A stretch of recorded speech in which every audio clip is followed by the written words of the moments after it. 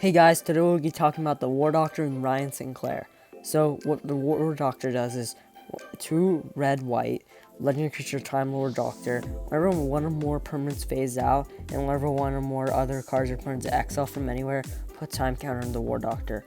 Whenever the War Doctor attacks, it deals damage to the number of time counters on it to any target. If a creature dealt this way would die this turn, exile instead. So why this card's really good with Ryan Sinclair is because when he attacks, we just exile cards from the top of our library until we exile a non-land card. And then we can do other stuff. We really don't care about that because whenever we keep exiling cards, it does say whenever one or more cards are put into exile, but because Ryan Sinclair does it until you do it, you just flip, and that counts as 1, and then you keep flipping. That counts as a 1, 1, 1. It's not just counting just one. It's not one counter. It's multiple counters. Our first category is Exile. So this is obvious. We just need to put cards into Exile to trigger a commander's ability. So then we got Bell Borca, Spectral Sergeant. 2 red, white, and it's just really good. Just each upkeep of our upkeep, we just exile card. And then we can also play it. And then its power is equal to the amount of mana value, equal to the greatest number of mana value in this turn. Then we got Etali, Primal Storm, and this card's pretty good because we could just exile the top card of each player's library, and then that just triggers one commander trigger, but it's whenever it attacks, and also it's really good just getting a lot of free cards. Then we got Lae'zel, the Blade Reforged, and she's going to be pretty good because we can pump her up pretty much really high, and then she can also make us exile top card of our library. Then we got Norin the Wary, and this card's really good because each end step, we just exile him, and when it says remove, by the way, it means exile. They said it remove back then. So we just, each upkeep, we play him on turn 1. Each time the player casts a spell or whenever the creature attacks, we just remove him. So that happens 4 times in a turn rotation. So that's just going to happen 4 times, and you're just going to get so many counters on your commander. Then we got Orcish Librarian, and this card's pretty good because we can just, each turn we can pay 1 red, and then we can also get some card advantage from him. Then we got Plargg and Nassari, and each upkeep, each player exiles top card of their library until is really good because when we hear until, that just triggers each time. So every single player exiles the card. So it doesn't matter what he does next because until. So that means like if a player flips over 4 cards, like they keep hitting lands, that's like each player hits 4 lands. Let's say, okay, probably not good. Let's do 2 lands. Average is 2. They get 8. That's 8 counters on your commander. That's 8 more damage when he attacks. And then we've got Prophetic Flamespeaker, and this card is really good because we have double strike. We each exile the top card of our library, and then we can do it again. And then we got Urabrask. He's just really good, just giving us a lot of card advantage, and then we can also shut down our opponent's card draw. And then we got Wild Mage Sorcerer, and this card's also Cascade has until, so that means we should keep triggering it. So our commander, so we can just make our commanders, what are they called? Time counters, I think they're called. Wait, yeah, I don't remember. They're probably called time counters. We can get a lot more time counters, and then we could just cast a lot. We do cast some spells from Exile, so this is gonna be pretty good. Yeah, then we got Yasmin, Kane. I think that's right. And then she can just tap Exile. We can play it. Oh, until an end step, yeah. Until our next end step. Then we get Tardes. And this card's really good because it has Cascade, which that means we can just do our until again. That's really good. We still do get a free card, and this card's really good because there are not many 1-drops. So this card we can just keep flipping over cards and cards. Don't worry, we do have some 1-drops, so we won't like die if we just flip all over our cards. But yeah, Tardes, really good because it's really easy to hit with attacks because it's flying. And then we also do Planeswalk, but that's not really important unless you're playing with it. If you're playing with it, then that's really fun. But if you're not, then it doesn't matter if you're Planeswalking. Then we got Unlicensed Hearse, and this card's really good because we just exile some cards from a library, from a graveyard, and then we can also, its power and toughness are equal to the number of cards exiled this way. Do not crew it if it's exiled powers or whatever it's called. If its power and toughness is 0. Then we got Outpost Siege at the beginning of whenever the creature leaves about. Okay, cons. So at the beginning of your upkeep, exile the top card of your library until on turn you may play that card. We don't really need to read Dragons because Dragons is basically useless for this deck, so we care about Canes. Then we got Tavern Brawler, and this card's pretty good because we can also just exile the top card of our library, and then we can also make our commander bigger. Then we got Day of the Doctrine. This card's really good because it triggers the first thing 3 times, and it also does 4. It goes to 4, chapter 4. So we just exile cards until we exile legendary cards. So it has the Entail, and also we don't have many legendaries. So this can just keep triggering over and over, and this happens 3 times. And then the last ability is also a board wipe. So that's pretty good. So this card is probably one of our best cards in our deck.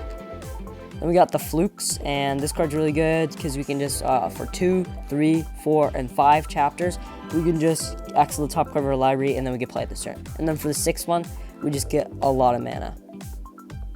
Then we got Vlaakith Exploration, and whenever land enters our battlefield, we can just exile card, and then we can play it for as long as it remains exiled.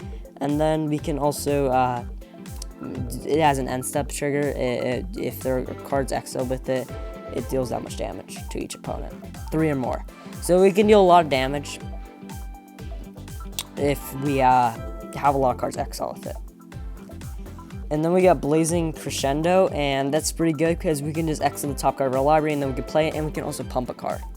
Then we got Cloudshift. This card's pretty good because we do have some ETB abilities, so you can just exile it and then return to the battlefield, and that does trigger our commander. Then we got You Find Some Prisoners, and we have some target removal for an artifact, and then we can also exile top 3 cards of our opponent's library, and then we can also play one of them. Then we got Dance with Calamity. And then that just basically just shuffles your library as many times as you choose. You may just exile it, and then that triggers over and over. So we can just, this is going to just be so good. We can go like 1, 2, 3, 4, 5. We can just keep exiling. It doesn't even matter if we get 13 mana value or less. So like we can just get up to 40 and then just kill someone right away. Then we got Ecstatic Beauty, and this card's really good because we can just exile our cards, card advantage, and then put more suspend on it. Put 4 more, and just have it 4 returns. And then we got Ensnared by the Mara, and this card's really good because we can make each opponent face a villain's choice. They either exile cards from the top card of their library until they exile a non-land card, then you may cast that card without paying its mana cost, or that player exiles the top 4 cards of their library, and Ensnared by the Mara deals damage equal to the total mana value of those exile cards to that player. So this card's pretty good because we can just, our opponents will either lose a lot of life, or we just get a lot of what we want, and our commander gets really big on those time counters. Then we got Commune with Lava, and this card's just really good because we can get a lot of card advantage if we really choose to, or you can just do 1 and that still triggers commander. Then we got Chandra, Torch of Defiance, and we just really care about our first one because each time we could just do +1, exile top card of your library, and we could just play it this turn. If we don't, it just deals 2 damage to each opponent. Then we got Theros of Chaos, and this Cascade, which is always really good. And then when we cast this card, we can exile cards from the top card of the library. Yeah, we know what Cascade does. I don't know what I'm saying. And then we can retrace it. We can bring it back later by discarding a land and paying its costs. Now we got card advantage. We already talked about a lot of card advantage, but these are just more cards that just give us card advantage. Like Faithless Looting, Flashback, that triggers our commander because it's from the exile. Then we Inspire Tinkering, we can just exile cards, and then we can get a lot of card advantage out of that, and then we can create 3 treasure tokens, and we can just use those. So it's basically 2 mana. And we got Light Up the Stage, and if we can deal damage, it'll probably be pretty easy because we got our commander dealing damage, and then we could just exile top card to our libraries, and then we could just play them until end of turn. Until your next turn, actually. Then we got Reckless Impulse, which this card just basically light up the stage, but 1 mana cheaper. Then we got Rob the Archives, and this card's really good because we can copy if we could sacrifice something, and we could just do the same thing as Reckless Impulse, just the only thing is it's only until end turn. And then we got Ren's Resolve, and this card's the same thing as Reckless Impulse. Really good stuff. Now we got Removal. These are the cards that just board wipes, target removal, and you know. And then we got Chaos Warp. This does count as exiling. No, it doesn't. I don't know what I'm thinking. It does. It's False Alarm. It does not count as exiling, but it does. We can still really good because we just shuffle them, shuffle their permanent into their library, and then they get a new card. We hope they don't flip over something good. It's always really unfortunate when your opponent flips over their best card in their deck. And then we got Crypt Swap. This does actually trigger the commander. Exile target creatures, control creature 1/1, colorless shapeshifter, creature token, change line. Also, no, not Blasphemous Act. Blasphemous Act does not trigger our commander because it does deal damage, and I don't really know how you would think that triggers our commander. Damage is definitely not Exile, but it can get cheaper. Really good board wipe, almost on all red decks. And then we got Everything Comes to Dust. This does trigger our commander, and we can. It's really good because this is a really nice new card because everything we convoke, it's safe. Everything from that creature type is safe. And then it also exiles all artifacts and enchantments. And then we got Generous Gift, and this card's pretty good. You know what it does, probably, I hope. Then we got Path to Exile. This does also count as exiling. For this old Path to Exile, it does say remove, but remember that's just exile. Then we got Return to Dust. This also exiles. We just exile artifact or enchantment. And then we can also exile another one.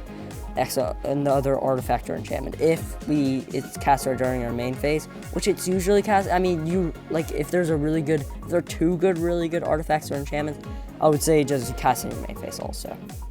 Then Swords to Plowshares. This card's really good because we can just exile target creature, and that does counter to commander, and then its controller just gains life equal to its power. Then we got Ramp, and you know just getting a lot of lands, not lands usually, but getting a lot of mana for setting us up to cast our commander maybe. So we got Soul Ring, obviously, Arcane Signet, Solemn Simulacrum. So this does have an ETB ability, which we do have some blinkers. Remember the blinkers are the exile target creature returned to the battlefield under your control, so we can just keep getting another land card. We got Sonic Screwdriver, and this card it has it all. We can tap to get a mana, we can tap to untap another artifact, and we can scry one, or we can just make target creature unblockable this turn, which we can make our commander unblockable, and that's just really nice because then we don't have to worry about our commander dying during combat. We got Talisman of Conviction, and this card's pretty good because we can just do we can cap for a colorless, or we can get a red or a white for dealing its 1 damage to us.